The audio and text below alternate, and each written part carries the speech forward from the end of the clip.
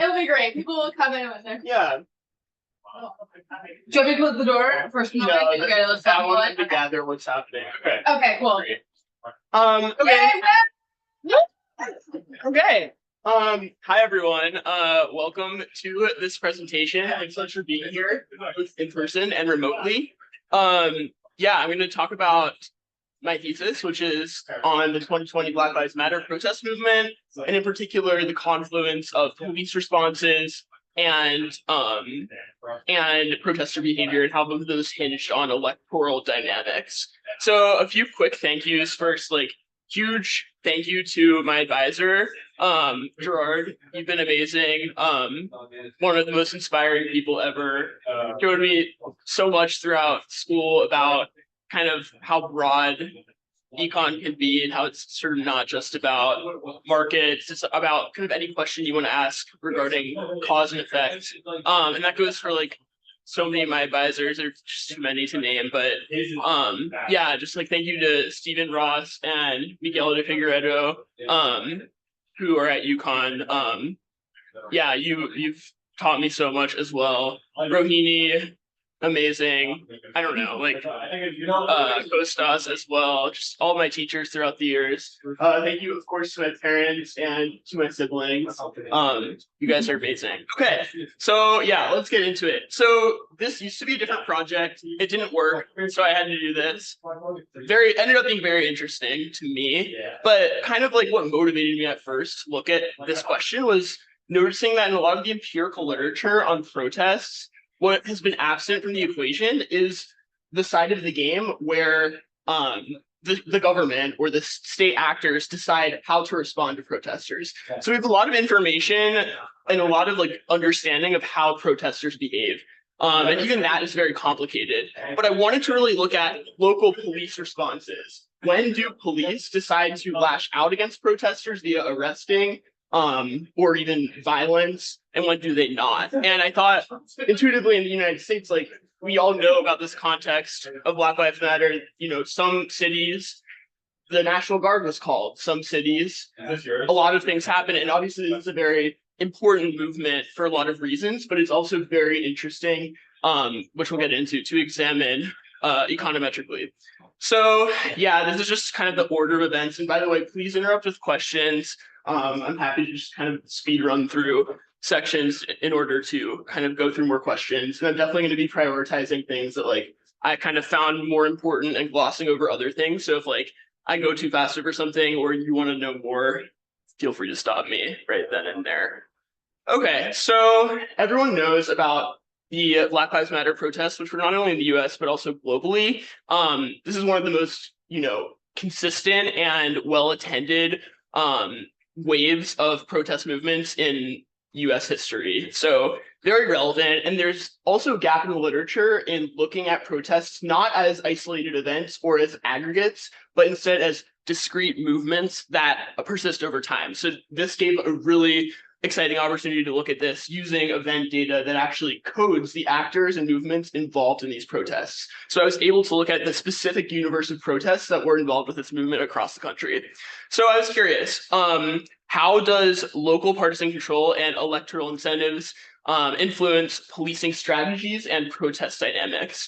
So yeah, like we know that police departments acted differently. They're, blog posts about this and news articles, Substacks are a dime a dozen, but like shockingly, there's not been any causal evidence that I was able to find about these protest movements. And there's actually a lot of great data sets that are accessible. So yeah, this is what I mentioned, the protest data with ACLED. Basically, it's like machine learning categorized using news reports, across the country. And obviously there's some bias in the data set in the sense of like what is reported or isn't reported. But this is kind of the best we have, and it's broadly used in a lot of social science research. So basically we're going to look at both partisan control. So like, is it a Democrat or a Republican in control during the time of the protests at the city level? And then we're also going to look at, is there an election coming up, or was there an election coming up in 2020, and see whether that affected what police did and what protesters did. And yeah. So yeah, this is kind of what it looked like. Just It's important to just note that like colors are kind of hard to see, but very primarily peaceful. And that is also important empirically because we can kind of chalk up protester behavior more uniformly than like in the universe of protests in general, because, you know, like it depends what protesters will do based on what they are responding to. But like in the age of social media and this kind of global movement, obviously there are regional differences and salience, et cetera, but like it was a lot more uniform in general because everyone was reacting to the same precipitating event. And there was a lot of coordination nationally. So yeah, just preview the two research questions. One, partisan identity. Did Republican mayors differ in their policing of BLM protests compared to Democratic mayors, controlling for city characteristics? And then two is the re-election pressures. Did the imminence of a mayoral election in 2020 alter protest incidents and police responses? So yeah, why this is important. Do institutions affect social movements? We know they do. We don't really know how in every context. And we also want to look at kind of like the trade-offs politically, potentially between like maintaining order or allowing people to voice their concerns, which obviously was borne out on a huge scale during this movement. And it also, and implicit in these questions, did Republican mayors differ in their policing? That's a huge assumption, and that's an interesting question to examine, which is like local political economy. Who bears the agency costs of their police department behavior? Is it the prosecutor? Is it the legislature? Is it the mayor? We don't necessarily know. Okay, so lots of strands of literature that we're kind of relating to. So yeah, protest mobilization, that's kind of what I mentioned before. There's a lot of evidence about like online coordination and what gets people to turn out to protest. And also there's like some limited evidence on like when governments repress or how, and then like kind of how states descriptively respond. But there's really just not a lot on like predicting what the government is going to do. So that was the main goal of this work. And then a lot of theoretical work on electoral incentives. So yeah, use three main data sets: protest data that I already mentioned, demographic data from the ACS for like, demographic controls and placebo covariates. And then this local elections database, which is relatively new and awesome.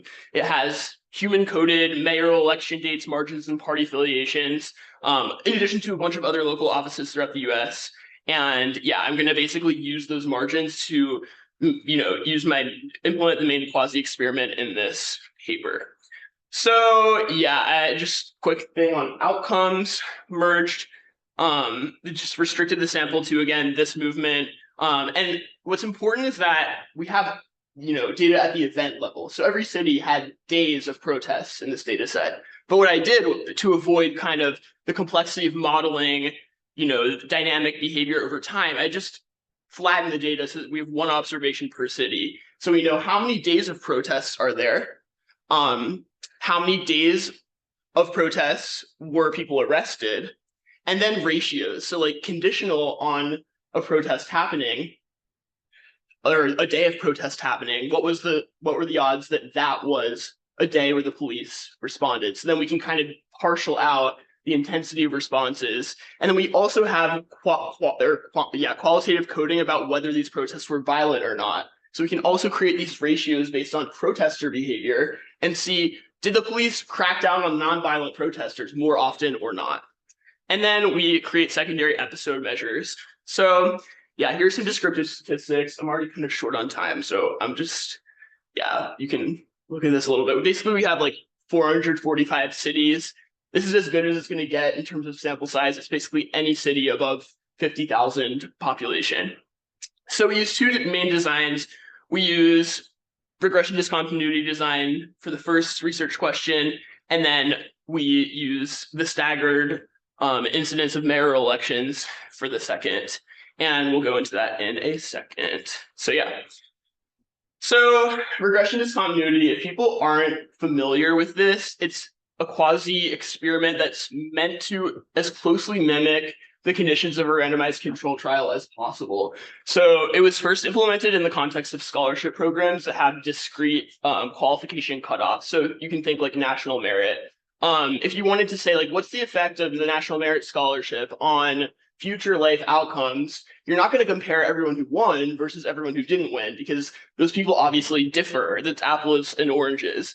But what you can say is like, it's kind of an apples to apples comparison to compare people who scored a 1490 versus people who scored a 1500, right? And that's the as if randomization assumption that we're making in this RDD, is that basically other than the treatment, which in the case of the scholarship is receiving the program, but in this case is the Republican winning, other than the treatment, the groups are basically similar. So yeah, again, back to our context, we're not looking at Republican versus Democratic cities, period. We're looking at cities where the Republican barely won versus cities where the Democrat barely won, and assuming that like basically the populations had very similar protests preferences close to the threshold, and so we can attribute whatever differences we see to the identity of the candidate.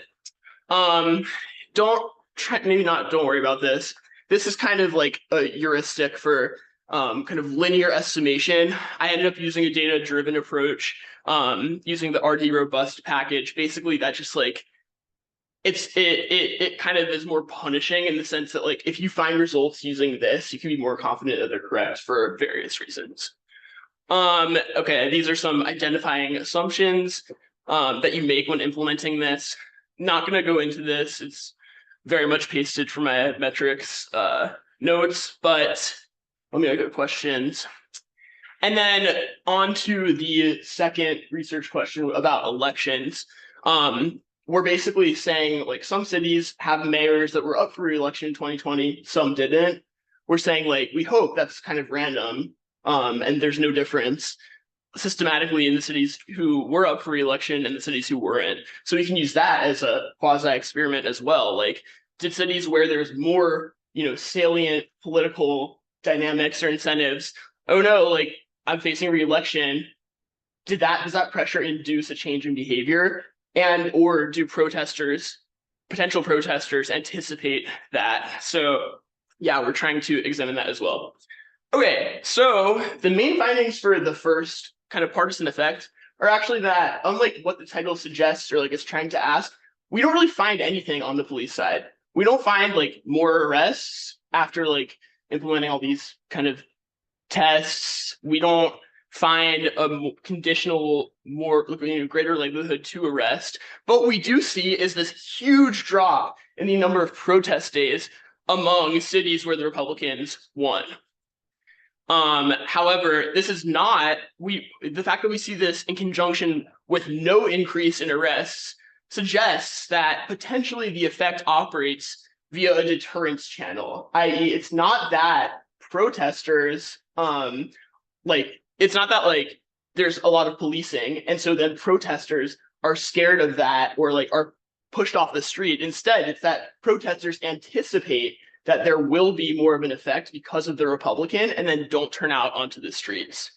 And this is like complicated in a lot of ways, which we'll also get into, hopefully. But basically like and there's also a selection question. It's like, do the people who were deterred by the police, were they more or less hardcore than those who turned out? And you would think that like, even if you're worried about selection here, it would probably operate in the opposite direction, i.e. like, if anything, if there's any amount of deterrence, the people who would not go out on the street because they're scared of the police are the least hardcore. So if anything, you would think that like selection would make the people who do show up more likely to use, force as protesters. And then you would see, in effect, probably more police reaction or more, but you don't see any of that. So like, that's kind of my argument, how like selection can't really explain away this effect. And we have some kind of ex ante deterrence mechanism. Okay, so this is super small, super sorry. The takeaway is actually literally like what I just said, where we basically just see only this effect on number of protest days. Everything else is not there. We see like a slight decrease in the number of arrest days, but that goes away after we control for like multiple hypothesis testing and do a bunch of other things. This is continuing on. We did like a ton of sort of adjustment because the first thing you have to do to like when you run an RD is figure out like if the assumptions are met. And one of the assumptions is that observables are continuously varying across the threshold. So again, that's the as if randomization assumption. you don't want populations of your sample on either side of the threshold to look systematically different. Unfortunately, in our few covariates that we did include, we found a huge and significant difference in the percentage of Black populations immediately at both sides of the election margin threshold. Extremely concerning because this matters a lot, and also in and of itself, but then also like discontinuity in observables might suggest discontinuity in a bunch of unobservables that we didn't test for explicitly. So as a result, like we have this huge estimate, reduction originally by 60%, but we're like, okay, well, can we trust this RD or not?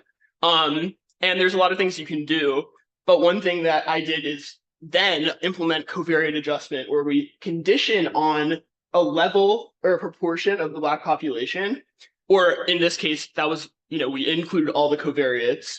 And then we found that even conditioning on that, implementing multiple hypothesis testing, punishments, basically, we still have extremely significant results that are both economically and statistically significant. We still have that 50% or like 49.5% decrease in protests, conditioning on all of that. And like you can see that, when you look at sort of, these are just kind of averages of number of protest days on the y-axis, and then the margin of victory where the line is like a tie. You can see like there's kind of a very persuasive cutoff here where you see a very, on average, like a big dip right at the threshold. And this plot is demeaned by the covariates. The unconditional plot looks even more convincing. So that, basically the charts you just saw are explanations of what you're seeing visually here, which is that there's like an observable decrease in protest days across the threshold. Okay, then we wanted to get at mechanisms, difficult given our data. But what we could do still at the city level without having to get into like structural modeling or things that I am not able to do. We wanted to look at protests as episodes. So we have the dates of all these protests. We want to look at like a spurt of protests as any string of consecutive days where protests happened. And from that, we can like make some outcomes and do some kind of exploratory analysis. Once we did this, we found that implementing the same RD on these episodic outcomes, we have fewer average protest episodes. So the amount of like spurts that there were decreased by a ton. And this was the largest effect compared to the duration of the episodes, which were also significantly decreased, and the longest duration of an episode observed per city, which was also decreased. How might you interpret this? That the presence of a Republican mayor especially reduces initial mobilization. Because think about, what does it take to be an episode? Just one day of protesting. The number of episodes decreased. I mean, yeah, sure, maybe like also the duration of the episode decreased, which you might think about as like ex post deterrence potentially if the police are cracking down and using tear gas, etc. Which we don't see in the data, but this is like another way to look at the same kind of question. Yeah, we do see that like people persist for shorter durations, but more importantly, it seems like they tend to not show up at all, and there are fewer episodes. So, okay, quick caveat, and this is kind of, I think, what I found interesting about this, and what I think like leaves a lot to be desired with this paper is there's really no way to, when we think about what does deterrence mean, there's no way to distinguish kind of what I've been talking about so far, which is protester fear, like protesters fear that they're going to face bad outcomes so they don't show up, from other unobserved things that are happening in the dynamic game between the police and the protesters. So maybe it's true that instead of like protesters are just scared, irrationally or not, of the police, maybe it's just Republicans are better at negotiating, or they made policy changes that we didn't look at in the data to placate protesters and prevent them from showing up in the first place, which instead of affecting the cost side of protesting would potentially reduce protest returns because, people don't need to protest if they're already receiving what they want without having to do so. So we don't really know. And then, there are also other explanations, like maybe this is all just explained by like a honeymoon effect that we see in like certain literature at like the presidential level. These terms are really short. They're 2 years each. So maybe people have, regardless of their political dispositions, they just tend to like enjoy or be fine with like mayors early on in their term, and these terms last for such a short period of time anyway that 2 years, like it's always kind of a honeymoon. It's hard to know, like local politics, people generally don't seem to care about it as much. There are also like other weird explanations you could probably cook up. Yeah, like also, yeah. Anyway, I won't get into that much. This is just rehashing kind of what I just said with the 3 outcomes: number of episodes, average duration, and maximum duration. These are all like weirdly extremely significant, which I guess was encouraging that like I didn't just make a typo in the main results. Okay. So then robustness, this is kind of what I mentioned. We were concerned about the discontinuity in demographics at the cutoff, but like it's still a huge estimate. Again, this isn't like, you still need to interpret with caution because we included such few covariates, but like at least we're kind of confident that, within the local average treatment effect, whatever, like we can kind of condition for at least this observable, and it'll proxy for maybe other things. But, again, like there's a lot more to explore here, which can't fully get into in the scope of this presentation. But we also did a bunch of like bandwidth sensitivity analyses, placebo tests, and like density tests. Won't get into that, but it's in the appendix if you guys are curious. Okay, now the second question: did electoral imminence affect what happened? So again, we saw like kind of a similar pattern where we saw nothing in any of the outcomes that persisted, except for a decrease in the number of days. So cities that had an election coming up experienced many fewer days. And yeah, nothing else is robust. And then we also examined interactive effects with partisan identity of the person who is going to be elected next. So like you could think, of the incumbent rather, sorry. So you could think like, does re-election pressure cause a change in behavior for one party versus another party? Because maybe it doesn't look the same. We didn't see any marginal effect of partisan identity, but we just saw the main effects that like in the whole sample, regardless of like who was getting elected or who was incumbent rather, it was the same basically decrease or indistinguishably different decrease in protest days associated with having an election coming up. And this is kind of a weird finding. I don't know, I guess one explanation is like, if there's an election coming up, people might be scared of like the devil they don't know, right? Like they might not want to protest because there's a chance for the leadership to change and then they might be punished. I think maybe more likely is that like, if the election's coming up, they have an alternate channel to imminently express their views at the ballot box. So when you think of like the theoretical literature that thinks about protests as having an expressive purpose, this could be like maybe a manifestation of how like the potential benefits to protests are contingent on the outside option of voting, which is, so there are a lot of other things or, ways that you could interpret this. These are just, we're kind of we need to kind of make sure, because again, like, this is supposed to be a quasi-experiment, and we want to make sure that like we have enough variation in what types of cities were up for re-election in 2020. This map is too small to see anything, but it's explained by this, which is just like the cross-section of like party and whether they're up for re-election, and we see like there's enough variation. And then we might wonder like, do cities who are like in the cross-section of party population and whether they're up for re-election, do cities look systematically different? And unfortunately they do. Like, by chance you can look at these covariates, and basically like re-election status is not a random treatment assignment. It's, it depends on income and these other covariates, which we control for and have interactive controls, but still like it's not perfect, especially in this OLS.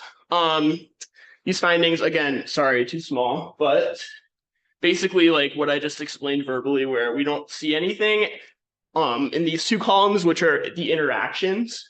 So i.e. like whether or not election imminence affects protesters or affects the police does not depend on the party. And so again, like party doesn't matter here, or it doesn't detectably matter. But then we see in the first two columns that the only thing that persists once we add the demographic controls to try to get rid of what we just saw of like, oh, it's not a perfect treatment variable. The only thing that persisted was the same outcome we saw in the RDD. How many days of protests were there? Okay. So yeah, basically, seems like Republican mayors appear to lower protest activity via deterrence, whether you explain that via fear or unobserved, negotiation or something else. We're not really sure. But it does seem like when we explore the episodes that people just turned out in the first place less, which tells us something. And then election timing seems to also influence political incentives, maybe, but also, on the other hand, protest participation. So maybe that's just, again, the explanation of protesters think of elections as a substitute for participation.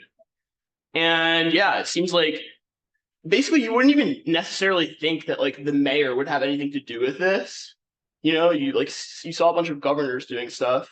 You saw the national government doing stuff, but like, and you did see mayors doing things, but like, it's a question of whether people attribute things to their mayor. I'm never thinking about my mayor. Like, I actually don't, like, it's weird because I don't feel like I care about my mayor. Well, that's mean, but I feel like I never really thought about like my mayor during these protests. If anything, I feel like I would be like, okay, the police department, that's kind of on their own. Even though it's true in practice, the mayor does have, control in many cases over like police department funding and decisions, depending on like the individual political economy of the state and city, which is quite complicated. And yeah, I don't know what this, I said I tried to have a policy implication. I don't know if that's really true that like policymakers are ever going to design better mechanisms for public safety and democratic accountability, but we can just throw that in there and say like, yeah, we're policy relevant. Data limitations. Again, the ACLED data is limited by reporting bias. We also don't have micro level detail about protester participation. It would be cool to have the survey data, which I tried to access many times, but never responded to my email to see like who participated, what were their individual demographics, etc. Unfortunately, we just have this kind of macro data about what happened in the city. And if we want to kind of get at like incentives, costs, it would maybe be useful to have information about what types of people participated or didn't under different circumstances.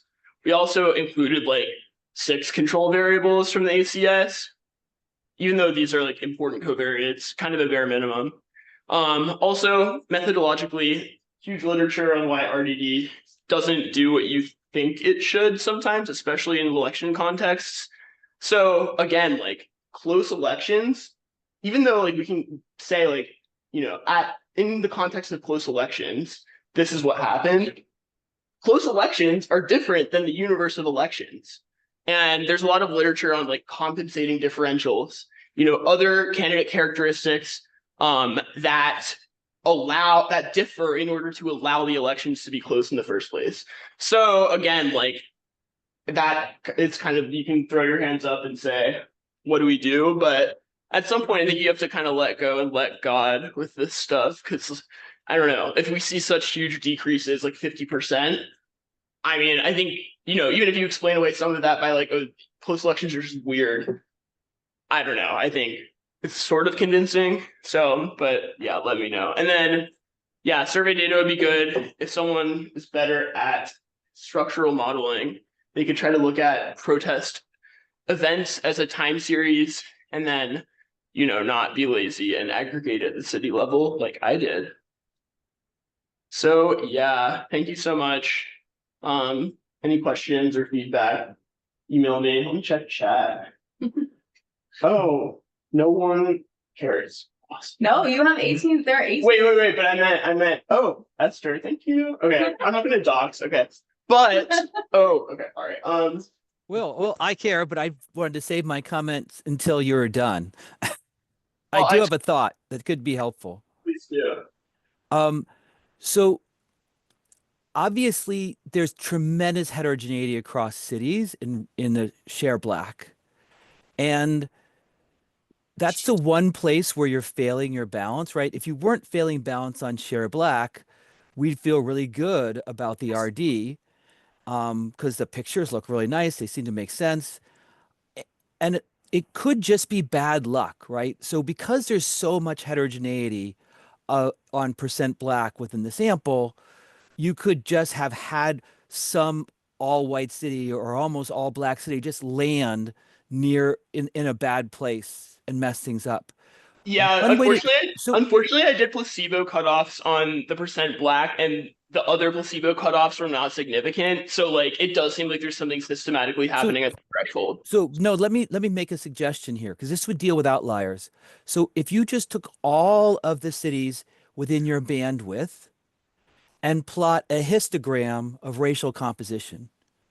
Now, Yeah. you could basically look, you could use standard deviations or even just look for extreme outliers and just basically, without knowing anything about where these cities are on the running variable, without knowing whether they're above or below, you could just cut off the tails and basically say that you're going to run your RD with a sample of cities that have had removed the most extreme cities in terms of percent white and percent black. Just Mhm. remove those extreme tails. It might, if you just fail if you fail the RD just because of a bad draw on some city just landing in a weird spot that is an outlier, that will get rid of it.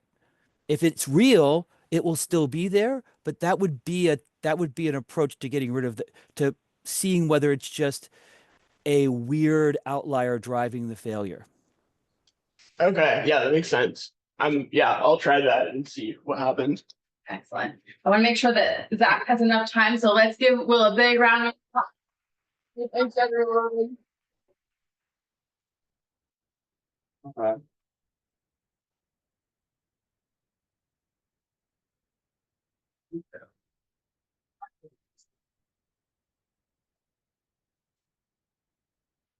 Zach, are you good? Carla said that you had you need help. Maybe. Okay. So I think Let's get that. So don't use this volume. So we've defined your Okay. presentation. So